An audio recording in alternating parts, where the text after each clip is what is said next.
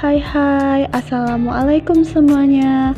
Di video kali ini saya akan membahas materi mengenai mengembangkan pembelajaran IPS berbasis tematik pada K13 atau PPK dan P5 pada IKM. Sebelum itu, perkenalkan nama saya Adia Pramesti dengan NPM 5021075 kelas 5 CPG SD, MK Pengembangan IPS SD dengan dosen pengampu Bapak Tio Gusti Satria, Magister Pendidikan. Pembelajaran tematik adalah pembelajaran yang dirancang berdasarkan tema-tema tertentu. Dalam pengertian lain, pembelajaran tematik adalah pembelajaran terpadu yang menggunakan tema untuk mengaitkan beberapa mata pelajaran sehingga dapat memberikan pengalaman bermakna kepada peserta didik. Tema adalah pokok pikiran atau gagasan pokok yang menjadi pokok pembicaraan. Dalam tema pembahasannya, tema itu ditinjau dari beberapa mata pelajaran. Sebagai contoh, tema air dapat ditinjau dari mata pelajaran fisika, biologi, kimia, dan matematika. Lebih luas lagi, tema itu dapat ditinjau dari bidang studi lain seperti IPS, bahasa, dan seni. Pembelajaran tematik menyediakan keluasan dan kedalaman implementasi kurikulum, menawarkan kesempatan yang sangat banyak pada siswa untuk memunculkan dinamika dalam pendidikan. Unit yang tematik adalah epitome dari seluruh bahasa pelajaran yang memfasilitasi siswa untuk secara produktif menjawab pertanyaan yang dimunculkan sendiri dan memuaskan rasa ingin tahu dan penghayatan secara alamiah tentang dunia di sekitar mereka. Keuntungan pembelajaran tematik bagi guru antara lain yang pertama yaitu tersedia waktu lebih banyak untuk pembelajaran. Materi pelajaran tidak dibatasi oleh jam pelajaran, melainkan dapat dilanjutkan sepanjang hari mencakup berbagai mata pelajaran. Yang kedua yaitu hubungan antara mata pelajaran dan topik dapat diajarkan secara logis dan alami. Yang ketiga, dapat ditunjukkan bahwa belajar merupakan kegiatan yang kontinu, tidak terbatas pada buku paket, jam pelajaran, atau bahkan tempat dinding kelas. Guru dapat membantu siswa memperluas kesempatan belajar berbagai aspek kehidupan. Yang keempat yaitu guru bebas membantu siswa melihat masalah, situasi, atau topik dari berbagai sudut pandang. Yang kelima yaitu pengembangan masyarakat belajar terfasilitasi. Penekanan pada kompetensi bisa dikurangi dan diganti dengan kerjasama dan kolaborasi. Sedangkan keuntungan pembelajaran tematik bagi siswa antara lain adalah sebagai berikut. Yang pertama, bisa lebih memfokuskan diri pada proses belajar daripada hasil belajar. Yang kedua, menyediakan kurikulum yang berpusat pada siswa yang dikaitkan dengan minat, kebutuhan, dan kecerdasan. Mereka didorong untuk membuat keputusan sendiri dan bertanggung jawab pada keberhasilan belajar. Yang ketiga, menghasilkan batas semua antara bagian-bagian kurikulum dan menyediakan pendekatan proses belajar yang integratif. Yang keempat yaitu merangsang penemuan dan penyelidikan mandiri di dalam dan di luar kelas. Yang kelima, membantu siswa membangun hubungan antara konsep dan ide sehingga mengaitkan apresiasi dan pemahaman.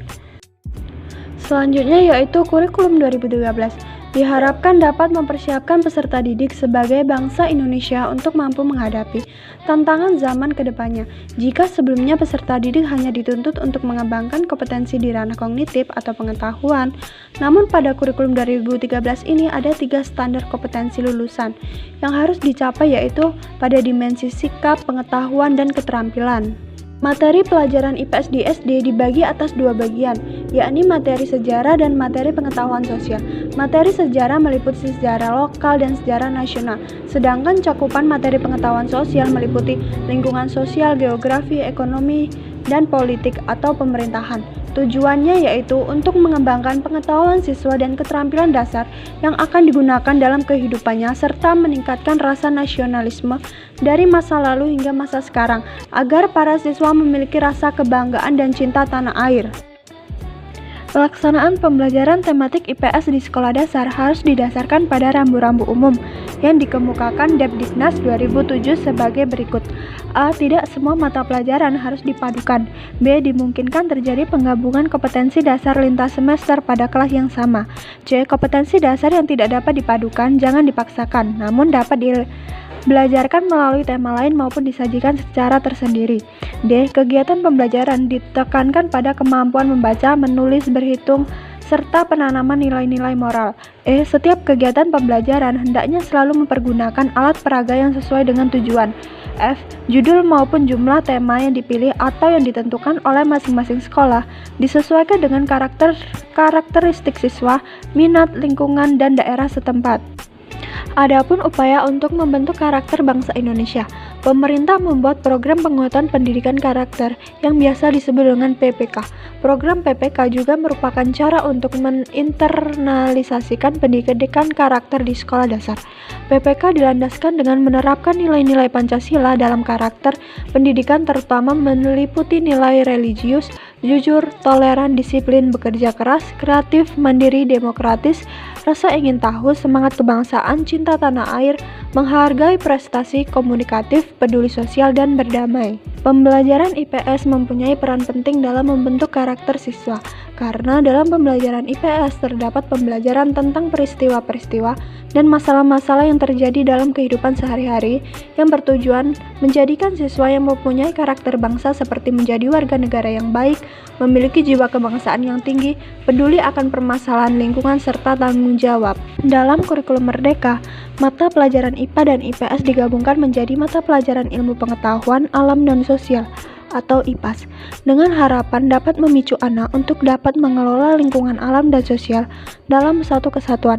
Selain itu, pada kurikulum Merdeka terdapat pembelajaran berbasis proyek untuk penguatan profil pelajar Pancasila yang dilakukan minimal 2 kali dalam 1 tahun ajaran. Menurut Basmatul Hana tahun 2022, P5 adalah singkatan dari Proyek Penguatan Profil Pelajar Pancasila.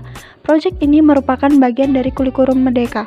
Ini sejalan dengan buku paduan P5 dalam PAM Budi 2022 dalam kurikulum Merdeka adalah Proyek Penguatan Profil Pelajar Pancasila, yaitu kegiatan kurikuler berbasis proyek, kegiatan yang dirancang untuk menguatkan upaya pencapaian kompetensi dan karakter sesuai profil pelajar Pancasila yang disusun berdasarkan standar kompetensi lulusan. Dalam hal ini, mempelajari IPS pada dasarnya adalah proses pengembangan ilmu pengetahuan, nilai, sikap, serta keterampilan sosial bagi peserta didik, sehingga keberadaannya menjadi satu mata pelajaran penting karena penanaman nilai dalam pelajaran IPS menjadi kekal bagi peserta didik untuk bersosialisasi dan berinteraksi dengan lingkungan masyarakat. Pada proses pembelajaran IPS dilakukan melalui berbagai kegiatan yang menunjukkan hubungan, menggunakan berbagai kajian yang ada, menganalisis, mengkritis, mengaplikasikan berbagai pemikiran dan nilai-nilai yang ada, mendesain, menerapkan, mengkonstruksi, mengembangkan, dan juga yang paling penting adalah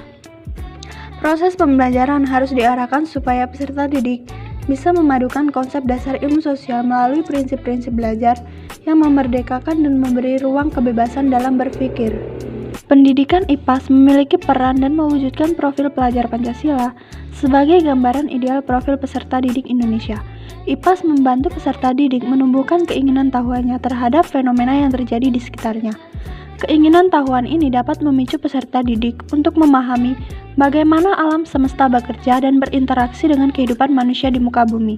Pemahaman ini dapat dimanfaatkan untuk mengidentifikasi berbagai permasalahan yang dihadapi dan menemukan solusi untuk mencapai tujuan pembangunan berkelanjutan. Tujuan mata pelajaran ilmu pengetahuan alam dan sosial dengan mempelajari IPAS, peserta didik mengembangkan dirinya sehingga sesuai dengan profil pelajar Pancasila dan dapat 1. Mengembangkan ketertarikan serta rasa ingin tahu sehingga peserta didik terpicu untuk mengkaji fenomena yang ada di sekitar manusia, memahami alam semesta dan kaitannya dengan kehidupan manusia. Yang kedua yaitu berperan aktif dalam memelihara, menjaga, melestarikan lingkungan alam, mengelola sumber daya alam dan lingkungan dengan bijak. Yang ketiga yakni mengembangkan keterampilan inquiry untuk mengidentifikasi, merumuskan hingga menyelesaikan masalah melalui aksi nyata. Yang keempat yaitu mengerti siapa dirinya, memahami bagaimana lingkungan sosial dia berada, memaknai bagaimana kehidupan manusia dan masyarakat berubah dari waktu ke waktu. Yang kelima yaitu memahami persyaratan yang diperlukan peserta didik untuk menjadi anggota suatu kelompok masyarakat dan bangsa. Dan yang terakhir yaitu mengembangkan pengetahuan dan pemahaman konsep di dalam IPAS serta menerapkannya dalam kehidupan sehari-hari. Baik, itulah tadi pemaparan materi dari saya. Semoga bisa bermanfaat untuk kalian semua. Sekian, terima kasih. Saya akhiri. Wassalamualaikum warahmatullahi wabarakatuh.